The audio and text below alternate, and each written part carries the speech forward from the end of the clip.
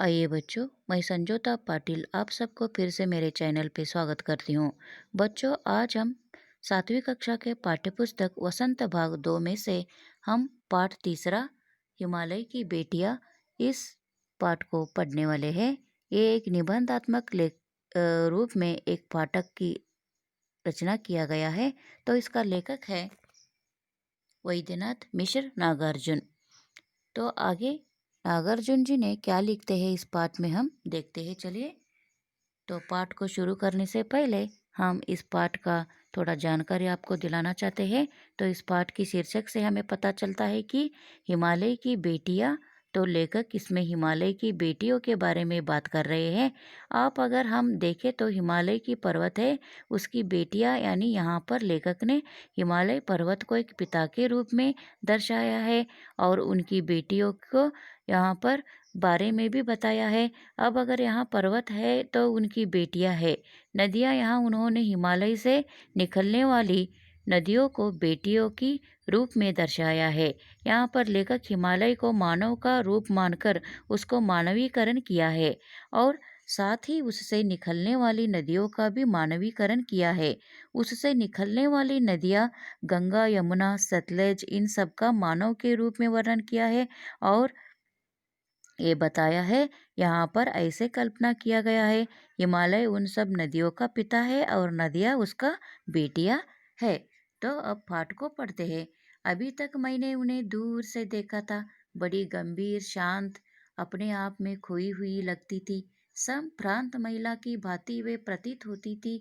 उनके प्रति मेरे दिल में आदर और श्रद्धा के भाव थे। माँ और दादी, मौसी और मामी की गोद की तरह उनकी धारा में डुबकियां लगाया करता। परंतु इस बार जब मैं हिमालय के कंधे पर चढ़ा तो वे कुछ और रूप में सामने थी। मैं हैरान था कि यही दुबली पतली गंगा, यही यमुना, यही है करके। तो बच्चों, आज तक तो अभी तक लेखक जी क्या किया है, दूर से ही उन नदियों को देखकर लेखक जी सोचते थे कि नदियाँ गंभीर, शांत, संभ्रांत मतलब एक सुसंस्कृत महिला की तरह। तो ऐसे ही है करके अभी तक लेखक ने उसका उद्गम स्थान को नहीं देखा था। केवल नदियों को लेखक जी मैदानी हिस्सों में देखा था। वहां पर तो नदियाँ शांत से बहती थी, गंभीर रूप को धारण किया हुआ नजर आती थी। जब भी लेखक जी नदियों में स्नान करते थे तो उन्हें ऐसा लगता था कि माँ, दादी, मौसी, मामी की गोद की तरह लगता था। लेकिन अब तक तो समझ रहे थे कि नदियाँ बहुत ही शांत, गंभीर स्वभाव वाले होते हैं करके। लेकिन तब लेखक जी ने ऊंचे पहाड़ के स्थान पर जाते हैं जहाँ पर नदियों का क्या है, उगम हो चुका है। वहां पर जाकर देखे तो उन्हें पता चलता है कि नदियाँ गंभीर नहीं होते हैं, शांत नहीं होते हैं। नदियाँ तो ऐसे उछाल उछाल कर कूदते हैं, हंसते हैं, खेलते हैं। ये सब लेखक जी को पता चलता है। अब तक तो वो केवल मैदानी हिस्से में देखकर ऐसे महसूस किया है, लेकिन अभी पहाड़ के हिस्सों में देखकर लेखक जी को क्या इधर महसूस होता है, नदियाँ जो है वो बहुत ही क्या करते हैं, अनेक तरह तरह की बाल लीलाओं को इधर रचते हैं करके लेखक जी को अभी समझ में आया है।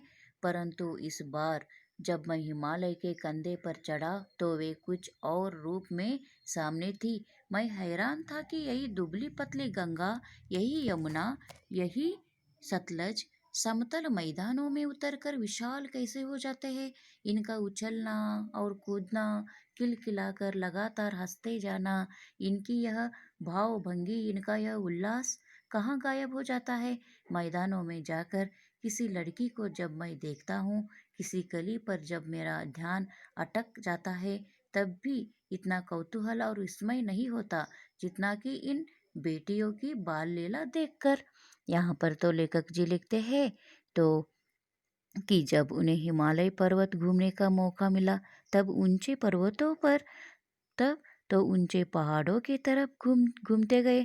उन्होंने वहाँ यही देखा कि इतना दुबली पतली गंगा पहाड़ों में धारा की रूप में बहती है, वही गंगा मैदानों में जाकर इतना विशाल शांत व गंभीर हो जाती है। और पहाड़ों में से गंगा निकलती है तो उछलती कूदती हंसती दिखाई देती है। उसका जलधारा जो है वो पहाड़ से ही निकलती है। तो पहाड़ों से निकलने वाले इन सभी नदियाँ जो है गंगा, यमुना, सतलज, ये सभी नदियाँ तो उसका धारा पहाड़ों में ऐसी उछल उछल कर कूदती है और हंसती रहती है। और यहाँ पर तो उसका जल धारा है धारा जो है एक ऐसे ढंग में बहती है कि यहाँ पर तो एक मस्ती भरा ढंग से बहती रहती है। लेकिन वही मैदानों में आकर इतना बड़ा विशाल नदियाँ वहाँ पर तैयार होता है। इतना बड़ा नदियाँ तैयार होकर वो शांत और गंभीर स्वभाव वाली हो जाती है। तो यहाँ पर लेखक जी ये भी लिखते हैं कि जब सभी नदियाँ क्या इधर अपने पिता के पास रहते हैं। पिता के पास मीन्स हिमालय पर्वत के उस ऊंची ऊंची पर्वतों पर जल धारा के रूप में बहने लगते हैं। तब तो उनके बाल लीलाएं चलती है। बाल लीलाएं मतलब वो अभी बचपन में है, अभी छोटे छोटे वहाँ पर है। पिता के मीन्स उनका बचपन जो है वो तो बचपन पिता के घर में ही सब बचपन तो बीत जाता है।